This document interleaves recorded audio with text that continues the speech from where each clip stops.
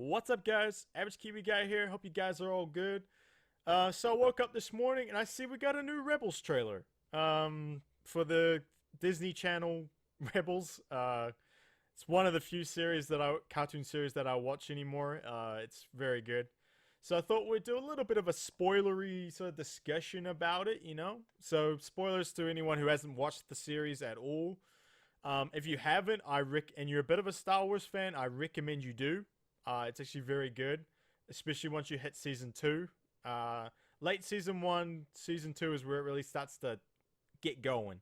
But yeah, so this is a bit of a spoiler-y sort of discussion. So, if you're not into that, if you haven't watched or you don't want to get spoiled, how about, probably best to click off now. You've been warned. You've been warned. Alright, so I wake up this morning, new trailer. I was like, okay, here we go. That's sweet. I've been looking for some, what's coming up next in the Rebels, sorry. Especially since they showed a little bit that Saw Gerrera is going to be in the next part of the season. So I was like, yeah, here we go. Keen on that. And going through it all, and that trailer was awesome. They do trailers really well. And it's like, any Star Wars trailer lately has just been amazing. It's been fantastic. So I thought like we should probably have a little bit of discussion about it because for me, Rebels is getting better and better as it goes. Because season 1 was all about introducing the characters, so it was a little bit, a little bit slow, a little bit, you followed Ezra around a lot. You had a little bit to do with Kanan. It was kind of slow. It's still a kid's sort of cartoon, essentially, so it's not really for us, but we like it for different reasons, I guess. And then you get into season 2. Like, late season 1, season 2 is really when it starts to roll. And season 2, for me, was like, we're going to connect it to the Clone Wars now. And then we're going to connect it a little bit to the originals. And you started bringing in the likes of Ahsoka and Darth Vader, and I think even Princess Leia's in that season. And Rex, introducing Rex again, because Rex is probably one of my favorite clones. Rex and Cody are like my two favorite. And, you had Wolf and then another guy, I can't remember his name now, but he's a little bit loopy. But yeah, so Rex and Wolf and all that, they're all in it. And you start to see more and more of the Clone Wars and the Rebellion starting to form. So you get the A-Wings, you get the B-Wings, you get, the cruisers and all that starting to come into it, and Phoenix Squadron. It's very good. It's very good. And it has more of a grander thing, and it's not focusing in on this little band of, like, rebels now. It's growing. And then season 3, they throw in Thrawn. They start throwing in all this other stuff. And it's just, like, how much more can you do? It's freaking fantastic. So this trailer, right? So it starts off. We'll go bit by bit through the trailer. How about that? So it starts off. We got Ezra, and it's got the message from Obi-Wan Kenobi that's done in like Sith, the Revenge of the Sith, where he's like warning all the Jedi to stay away from Coruscant. Do not come back. The Empire's won. The Emperor's taking over. Do not come back. Stay hidden. Bide your time. All the rest of it. And I'm pretty sure this is a vision. This looks like a vision. This looks like Ezra, because he's had a lot of visions in a lot of the other seasons. And the way it's sort of like glitchy and Kanan's not there, I'm pretty sure this is a vision. So I think this is where he starts to realize, I got to find this Obi-Wan Kenobi. And this part of the season is going to be all about that. It's going to be, because he's already had the vision with the two holocrons coming together and showed him the planet with two suns and all that. And we all know that's Tatooine. We all know it. Like, the secret to defeating the Sith comes from that planet. And Maul, who came in, is another great addition to this. Because I was very sad that Maul died in episode 1. So it's great that they've brought him in through Clone Wars and now into Rebels, which is fantastic. And the link between him and Ezra and Kanan is very good. Very, very good. So now you have that part too, and you know that he's after Obi-Wan as well. So I think they're all converging on Tatooine, because the key to defeating the Sith is on Tatooine. It's Luke, but it's connected to Obi-Wan. They don't know it's Luke. So they get to so they move on and they start showing more of the Empire, and they show the TIE Defender. The TIE Defender. Holy shit. You know, the TIE Defender is a shielded, you know, as a more advanced fighter, right? It's more like it's got shields. It's actually not a death trap. You know, it's got the 3 foils, so it's, you know, it's like there and there. So it's very cool. It's definitely a lot more powerful, but a lot more expensive to make. So I don't think they made too many of them.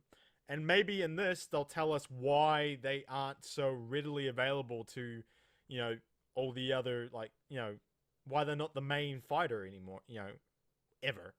So maybe that's like a mission where they gotta take out this new fighter being developed on this planet. You know, they gotta take out and destroy the plans and destroy the thing. So maybe that's what's going on. So they start showing that. They're showing a lot more droids, choppers in fights. Choppers in fights, guys. Jesus. And by the looks of it, they go to Geonosis. Wow. Okay. Geonosis, for those who didn't watch, who don't know, you know, maybe don't read the books about Star Wars and stuff like that. Geonosis plays a lot bigger part than just the planet they go to in Attack of the Clones, where they have that stupid beast fight where, you know, Padme has the aggressive negotiations. It's a lot more than that. Okay, so Clone Wars, they go through a lot of things. They do. I think they go there twice. Once is like, I think one. No, is it once? Maybe it's once. Because they go after Lodat. I think it's Lodat. He's the leader of the. He's the leader of the drones, and then there's the queen of the drones that are on Geonosis. So they're the bug people. And these guys play a very pivotal role in the Death Star's creation. So they actually, Geonosians actually designed that station.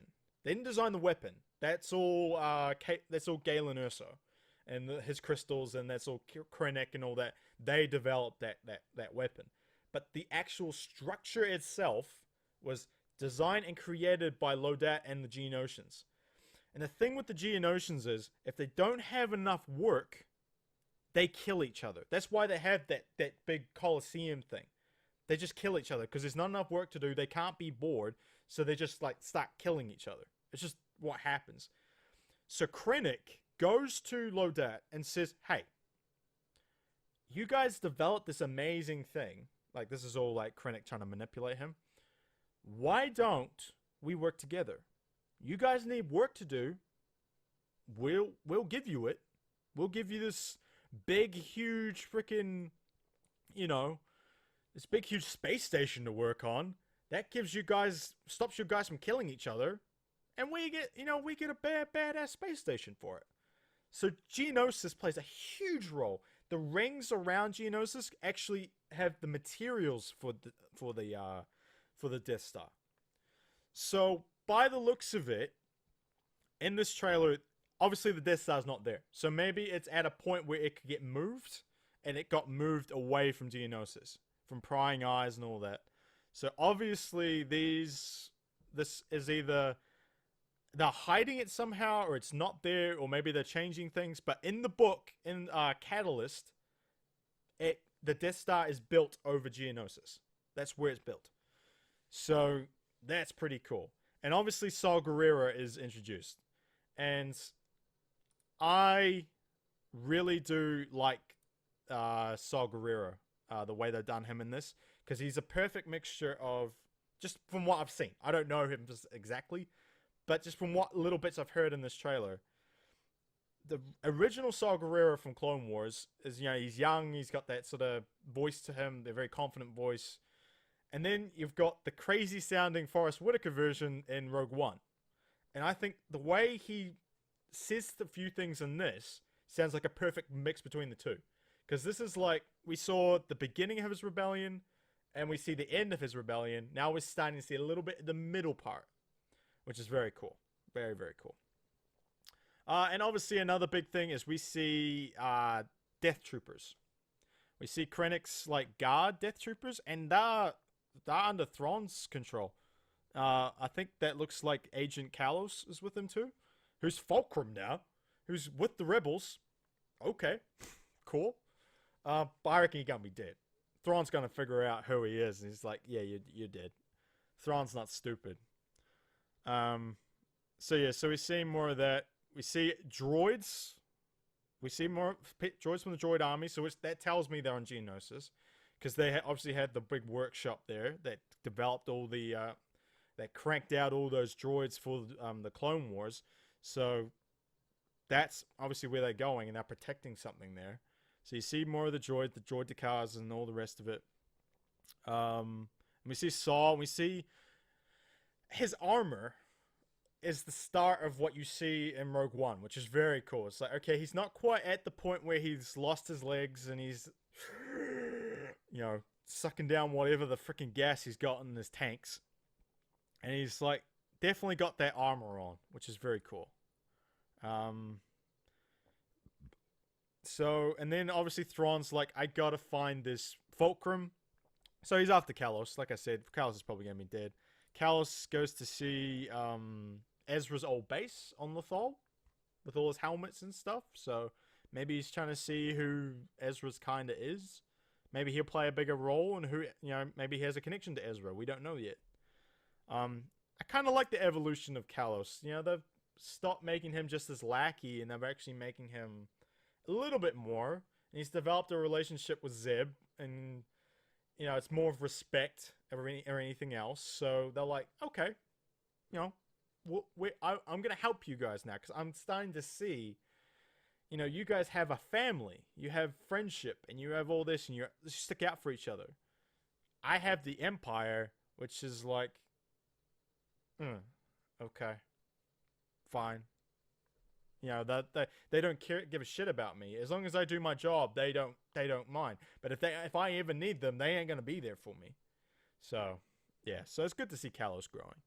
And now we start to see Mon Mothma and Bail Organa's in there too, with a couple of the generals. Looks like the guy that does the briefing for in episode 4 for the Death Star, the one with the big white hair and the white beard and everything. He's next to him too, so that's cool. Start to see more. We see the Counselor of Lothal. Is it the Counselor? Chancellor of Lothal, which is pretty cool. He's there. And then we see the Rebel fleet come in. The Rebel fleet, guys. And this is kind of cool because in Rogue One, the Ghost is in Rogue One, and it's fighting with the Rebel fleet. You see it like 3 times in that in the final battle. You see it when they all warp in, or they all drop in, and then you see it flying around doing its flying thing, like the Ghost does in the thing. So it shows how much Disney wants to really go ham on this little series, which is Rebels. They really want to incorporate it into the main movies. Like, they brought Chopper in, and you can hear Hera. Her name gets announced on the loudspeaker when Jin's in the hangar. So they're very determined to make Rebels an integral part of Star Wars lore and everything. So very cool. So yeah, so obviously seeing the fleet warp in, and you got the cruisers, and you got the big medical cruiser, and you got the hammerheads. Very cool. Sorry, I don't know the names of these guys. I don't know the names per se, but I know what they mean. I know what they look like. And then Mon Mothma, in the flesh, on the Ghost. So maybe they got to rescue her. They got a whole bunch of pilots in behind. I think one might be Wedge. Can't remember what Wedge looked like when in the Antilles one, where they saved like 3 pilots. They went to recruit all these pilots, and they got 3. I was like, yay, that's gonna create your rebellion real quick. So Mon Mothma's there. Very cool. Like that. See the Y-Wings fighting, because they just got them. So it's still cool. They still got that cruiser. That the big triangle basically aircraft carrier, which is awesome. They still have that. Obviously, it must sink at some point because we never see it again in any of the other things, but still cool. Rex doing his badass thing, taking out a whole bunch of walkers like that. And then just Thrawn being the badass, going, they've finally shown their weaknesses and all that. I love Thrawn. Thrawn is amazing. He's such a good bad guy. Obviously, he must get beaten at some point because he's not in past episode 4 or in Rogue One. So he's going to get beaten at some point, but he's such a good bad guy. Such a good bad guy. It's better him doing this for Rebels than Tarkin following them around, because Tarkin's still got to do the Death Star stuff. So I'd rather Thrawn do this and show off the badassery of Thrawn than just sticking with who we know. This is showing off a very cool part of the expanding universe that not many people know about, with the books that got written before Disney took over and declared them non-canon. So they brought him in. They're like, no, we understand that this is a very cool character, and we know you guys are going to watch it. They're not stupid. They're like, we can make money off this guy. So we're going to bring him in. So I like that. More troopers. Thrawn being a badass. Very good. And then we get to the Mandalorian part. So obviously Sabine, she got her dark saber. Who was, what was his name? It was Vizsla. It was definitely the leader of the Death Watch. And leader of Clan Vizsla. Who her family is under, because the Ren family is under the Vizsla clan, because they're all like underneath certain big clans, so hers is underneath that. And she has the dark saber now, which is awesome. Such a cool looking weapon. So cool. Which was with the Night Sisters. How does that work? I don't know. But it was with the Night Sisters. And they go to this planet. I don't think it's Mandalore. I'd say it'd be another, like, maybe the Death Watch people all left and went to there, to stay away from Mandalore, because that shit got messed up when Maul took over. I don't know. Obi-Wan's boo got killed. So Mandalore is under, I think it's be under heavy Imperial control, because they know what they're capable of. I mean, I would too. I'd be watching Mandalorians very, very closely. And I'd be making like, yo, you guys want to be soldiers?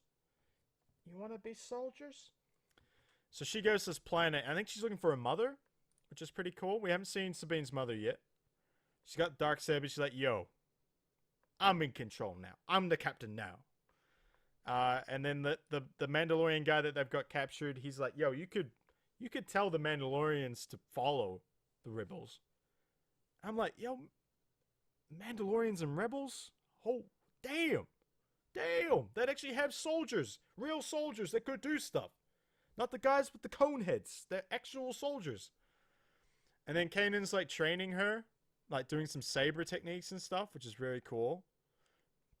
And then, she has a light whip, like a beam whip thing, which is, when did she have that? I don't really remember her ever having that. So Sabine is getting more and more like awesome. She's becoming a better character. She's starting to sort of show more like who she is, and like she's a Mandalorian. She can fight. She's a badass. So I like her. She's coming up more with that stuff. A little more Saw Gerrera. It looks like a bit of a buddy relationship with Rex. I like it. Yeah, Rex trained him on Alderaan. On Alderaan to like, basically teach him everything he knows. Came from Rex and Anakin and Ahsoka. So they definitely have that connection with each other. Like, yeah, we're buddies. We know what we're doing. We're soldiers. We're fighters. I love Rex. Rex is like, he's one of my favorite characters. And then we see her going up against the Imperial Imperial Mandalorian stormtroopers, which are kind of cool. I like that. I mean, that's what I figured. Like wouldn't you just get the Mandalorians to fight for you if you're the Emperor? I'm pretty sure they did. So that's cool to see. I like the appearance of them. Then Thrawn just owning like a whole group of droids in apparently a training match. Dude's a badass. Just manhandles them. These big enforcer droids. TIE Interceptor after the Ghost. Awesome.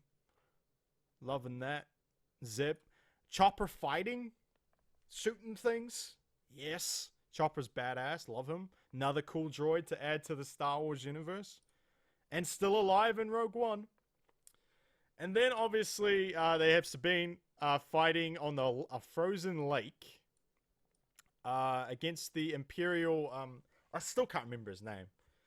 An Imperial stormtrooper guy, the guy that leads him. He's got the red armor and stuff. He has the dark saber, and she's got Ezra's lightsaber. So obviously she loses it. Like probably he challenges her, she loses it, and then like to get it back, Ezra gives her his lightsaber and goes, "No, go own him. Go own him on this frozen lake." Okay. So that looks like a badass. That looks like a really awesome fight scene. That one. Another wicked looking droid. What is this one? Definitely doesn't look like a Looks like a bit of a. Looks like an assassin droid. I'm loving that. All these things on him.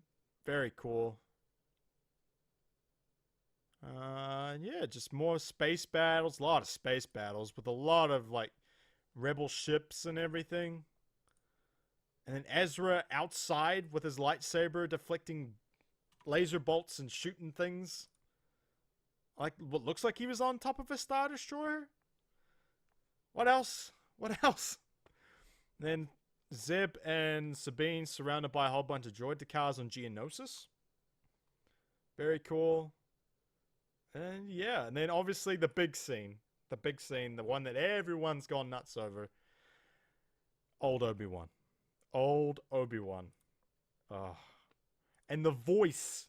The voice! If that's his voice, if that's like Alec Guinness's voice, I don't know if it's just like something they took from the movie and put in it, and it's going to be the guy that plays Obi-Wan in the Clone Wars who comes in and voices him, or they found a guy who can do Alec Guinness's voice. I mean, they found a guy that can do Tarkin's. Maybe they got this guy. Because I was like, oh, please be the old Obi-Wan voice. That would be epic. That'd be so good. And obviously Maul's found him. Maul, he's got to give it up, man. He's been beaten by him, what, twice? He got sliced in half. Then he got beaten down. And then he got beaten by the Emperor. He doesn't give up, that man. And then the epic pose, you gotta have the two fingers and the whoa, and then whoa, and then the come at me, bro, sort of thing. Still doing it. Obi-Wan still badass as usual. But yeah, this sort of stuff just like makes me want an Obi-Wan movie. I want an Obi-Wan movie. Probably the one person that I think who did probably the best job in the prequels was Ewan McGregor as Obi-Wan. He put his heart and soul into being Obi-Wan Kenobi. And he was the only one who ever looked like... I don't think, what's her name that did Padme? I don't think she had the greatest writing to work with. But Obi-Wan looked like he was Ewan looked like he was putting the most effort into being an Obi-Wan Kenobi. And I would be happy with him reprising his role and being an old Obi-Wan Kenobi on Tatooine, doing something badass, maybe against Jabba the Hutt, because his stories about what he did while he's watching over Luke, I'd be happy with that. I'd be more than happy with that to be a movie.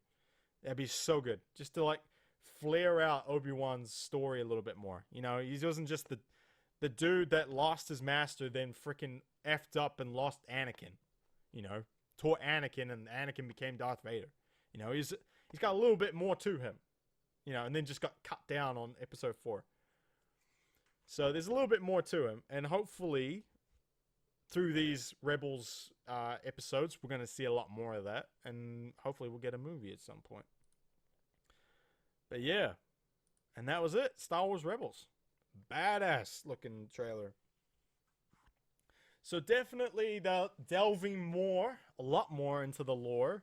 They're definitely like, yo, we're connecting not the prequels, the Rebels with the originals. So we're bringing in Obi-Wan. We're bringing in like Mon Mothma and the Rebel Alliance fleet. We're bringing all of it in.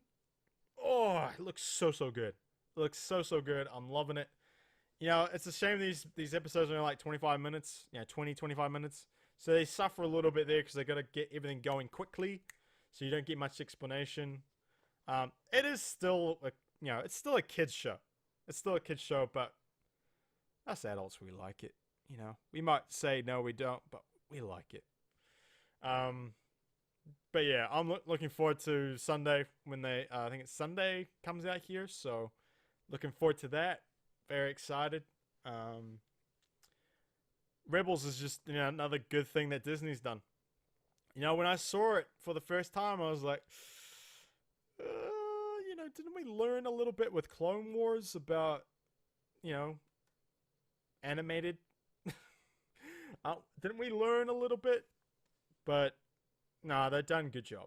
They've done a really good job. I'm loving the way it's going. They still haven't really resolved anything with Ahsoka.